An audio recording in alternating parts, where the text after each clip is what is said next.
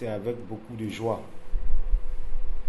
avec beaucoup d'émotion que nous avons accueilli la bonne nouvelle.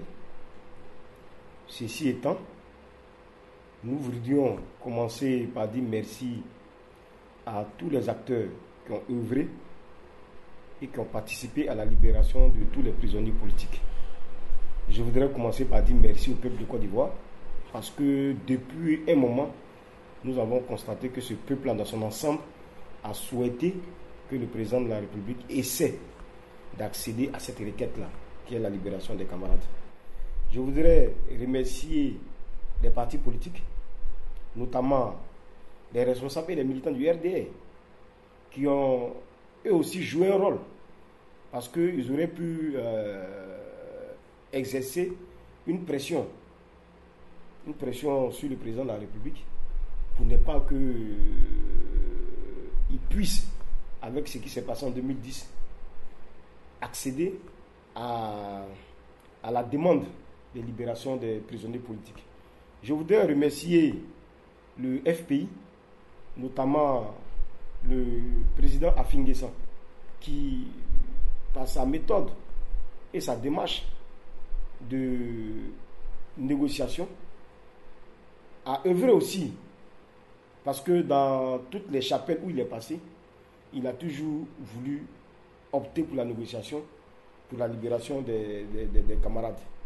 Je voudrais remercier le PDCI, donc dans l'ensemble remercier tous les partis politiques.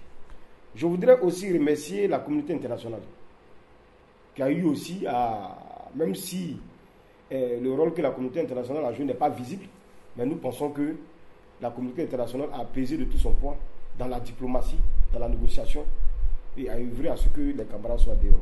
Et je voudrais finir par remercier sincèrement de tout cœur le président de la République.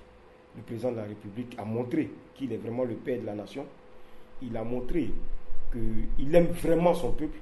Il a démontré qu'il est un grand homme d'humilité. Parce que, voilà, il aurait pu, comme on le dit, d'aucuns le disent non, c'est sous pression. Même si c'était le cas, nous pensons qu'il aurait pu se comporter comme certaines personnes en 2010, dire non, et puis entraîner la Côte d'Ivoire dans une crise. Mais il a regardé son peuple et il a décidé de prendre la responsabilité sur lui, de poser ce pas historique-là. Donc, dans tous les cas de figure, que ce soit la pression ou la volonté, moi je pense qu'il est à saluer, il est à féliciter.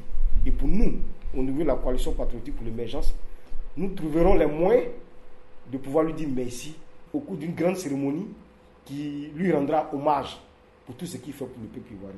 Et puis remercier et féliciter la coalition patriotique pour l'émergence.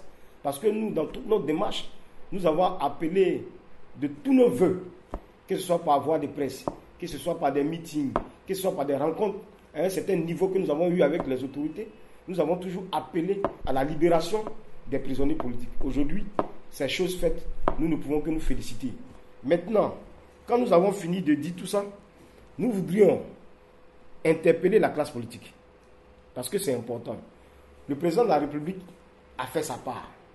Nous attendons que, en retour, la classe politique ivoirienne et surtout l'opposition joue son rôle, qui est de pérenniser cette réconciliation qui est en marche. Nous voudrons leur demander d'avoir le bon ton, d'avoir une démarche qui apaise, de sortir des propos guerriers. Parce que si nous devons demeurer dans ce climat de paix-là, chacun doit pouvoir jouer sa contribution.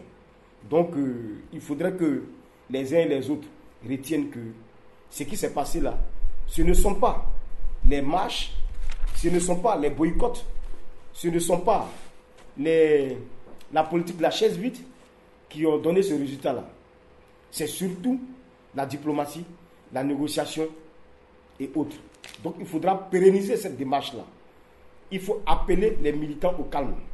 Il faut appeler les militants à la retenue et que chacun aujourd'hui puisse rentrer dans le processus démocratique.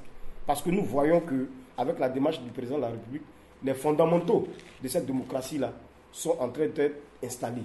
Surtout que le président, au-delà même de la libération, au-delà des dégels des avoirs, il a décidé d'accéder à une requête que la CPE a toujours voulu, qui est la réforme de la CEI.